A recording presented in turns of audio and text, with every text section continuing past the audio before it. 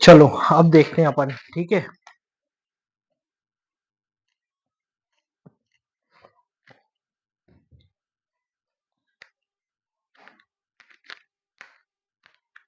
चलो बताओ कौन सा चैप्टर स्टार्ट कर लें आज अपन, बोलो। देखो आज अपन देखते हैं चैप्टर कौन सा देखें, आज अपन देख लेते हैं चैप्टर नंबर, बताओ।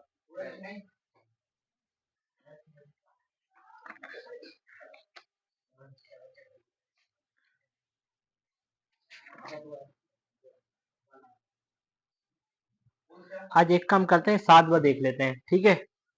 7 चैप्टर, चैप्टर नंबर 7। क्या नाम है चैप्टर नंबर 7 का, बताओ। इसका नाम है ट्राइंगल यानी त्रिभुज, ठीक है। क्या है? ट्राइंगल।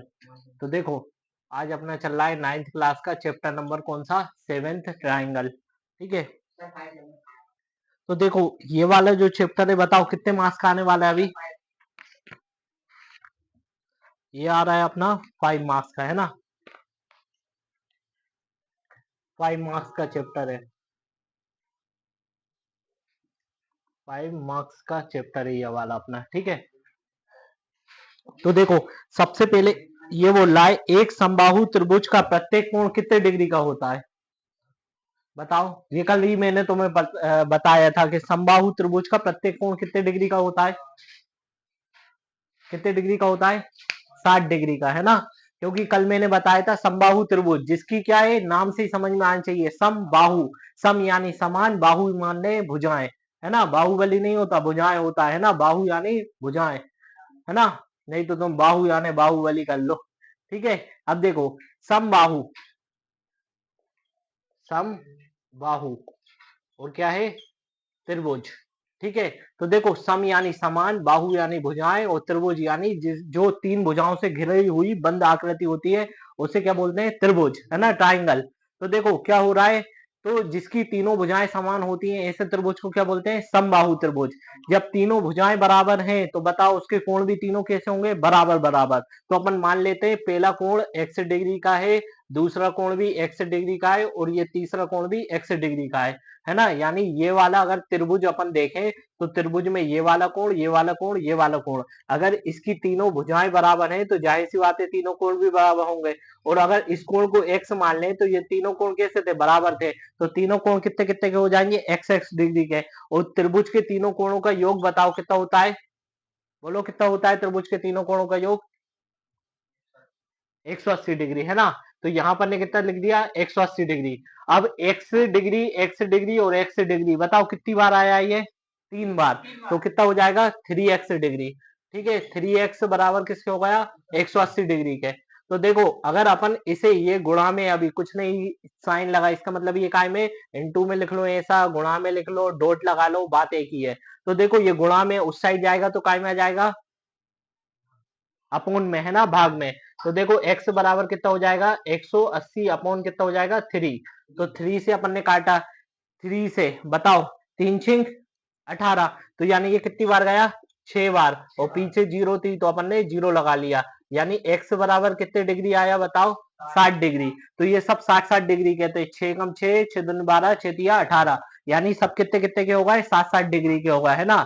तो सब कोण कितने कितने के आए, 60 डिग्री के। वही पूछा है ईच एंगल कितने का होता है, बताओ प्रत्येक एंगल कितने का होता है समबाहु त्रिभुज का, 60 डिग्री का। तो ठीक है ना, ये क्वेश्चन ऑब्जेक्टिव में पूछा जाता है। ये ऐसे आप दे देते हैं क्वेश्चन को और फिर पूछते हैं बताइए समबाहु त्रिभुज का प्रत्येक कोण कितने कितने डिग्री का होगा, या क्वेश्चन भी दे देंगे तो इस टाइप से सोल्व करना है, ठीक है ना। अब समझ में आ गया कि नहीं। तो देखो अपन ने सब कोणों के मान कितने कितने रखे थे, एक्स एक्स डिग्री, है ना। तो वो एक्स डिग्री कितना आया, 60 डिग्री के बराबर, यानी ये भी 60 डिग्री हुई, ये भी और ये भी, और इन सबको जोड़ के देखोगे वापिस से 180 आ गया कि नहीं। इससे प्रूफ होता है कि ये अपना क्वेश्चन सही है। और प्रत्येक कोण कितने कितने का हुआ, 60 60 का, ठीक है ना। जल्दी से उतार लो ये वाला।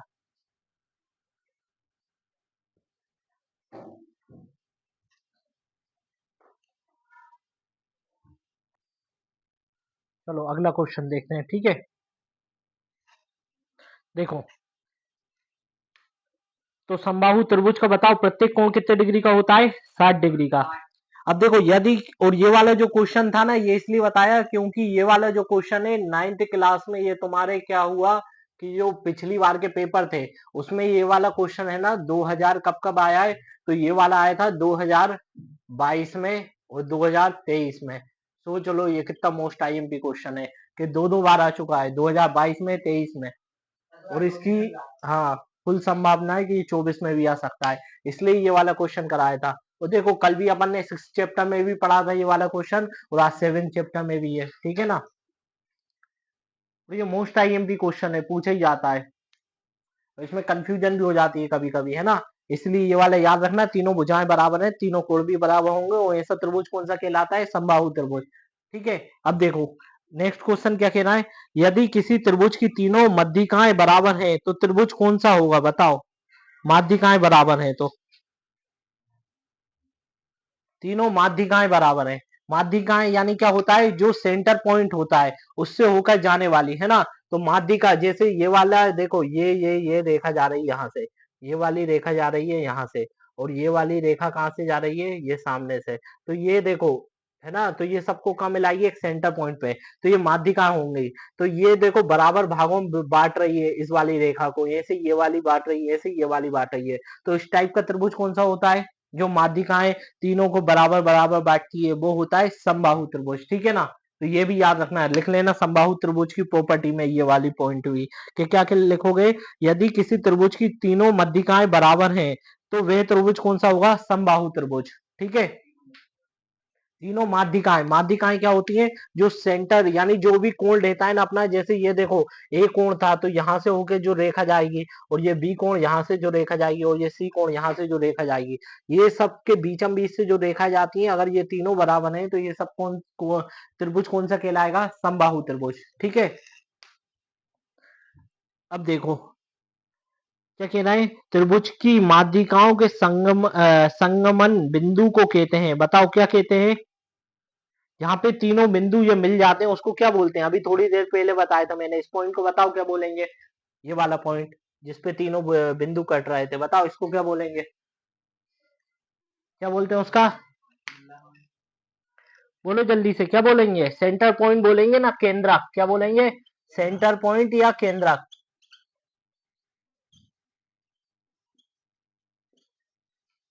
क्या बोलते हैं, केंद्रक, ठीक है। अब देखो क्या कह रहा है, समान आकार और आकृति वाली आकृतियां कैसी होती हैं, समान आकार और समान आकृति होती है जिनकी, वह कैसी होती हैं, सर्वांग सम, समान, समरूप या बराबर, जिनका आकार भी समान है और आकृति भी समान है। अब मैंने तुम्हें ये बात भी बताई थी, है ना, कि देखो एक होता है, क्या होता है, एक होता है समरूप, और एक क्या होता है, सर्वांग सम, सर्वांग सम, ठीक है। एक होता है अपना सर्वांग सम, एक होता है समरूप। समरूप में क्या होता है, समरूप में रूप समान होता है, जैसे ये भी त्रिभुज है और ये वाला भी त्रिभुज है, लेकिन इसमें अंतर क्या है कि देखो दिखने में दोनों त्रिभुज ही है, लेकिन आकार का अंतर है कि ये वाला छोटा त्रिभुज है, ये वाला बड़ा त्रिभुज है। जबकि सर्वांग सम में क्या होता है, जैसे ये वाला व्रत है और ये वाला व्रत है, ये दोनों व्रत आपस में मान लो कैसे हैं, समान आकृति के हैं, समान आकृति और समान आकार के हैं, तो ये वाला कैसा कहलाएगा, बताओ। जैसे मान लो अपन ये ले लेते हैं, लो अपन ले लिया, ये आयत ले लेते हैं, ठीक है, ये आयत, ये दोनों समान है, तो बताओ इस टाइप के जो देखो कोई भी चीज क्या रहती है, अगर एक दूसरे को, जैसे ये वाला हाथ है और ये वाला हाथ है, पीछे वाला हाथ दिख रहा है या नहीं दिख रहा, तो इस टाइप का कैसा होता है, सर्वांग सम, ठीक है। सर्वांग सम कौन सा होता है, जो पूरा पूरा ढक ले, जो जिसका आकार और आकृति दोनों समान हो, क्या क्या समान हो, आकार और आकृति, ये दोनों कैसे हो, सेम हो, आकार भी समान हो और आकृति भी समान हो, ये दोनों कैसे हो, बराबर हो, तो वो क्या होता है, बताओ। अगर ये दोनों बराबर हैं तो वो क्या होता है, सर्वांग सम। उस समरूप में क्या होता है, समरूप में केवल क्या होता है, आकृति बराबर होती है, आकार बराबर नहीं होता, आकृति क्या होता है, केवल आकृति बराबर, यानी ओनली क्या होता है, ओनली शेप्स बराबर होते हैं, है ना। लेकिन साइज बराबर नहीं होता। साइज कैसा होता है इसमें? डिफरेंट होता है। काय में? समरूप में। समरूप में क्या होता है? Size different.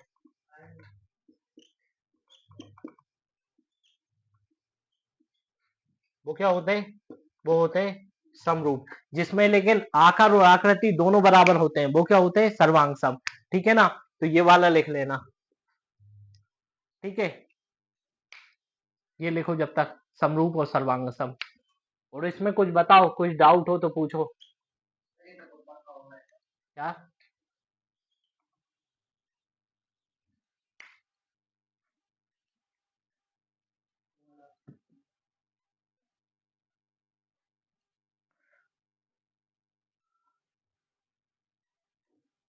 जल्दी से लिख लो ये वाला, फिर आगे बताना है। ठीक है, जिसमें केवल आकृति बराबर होती है वो होता है समरूप, और जिसमें आकृति और आकार दोनों बराबर होते हैं वो क्या होता है? सर्वांग सम। ठीक है ना?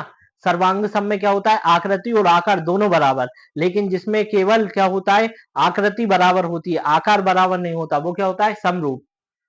ठीक है, और अब तुमसे कुछ क्वेश्चन पूछूंगा मैं, जल्दी से पहले लिख लो फिर पूछता हूँ।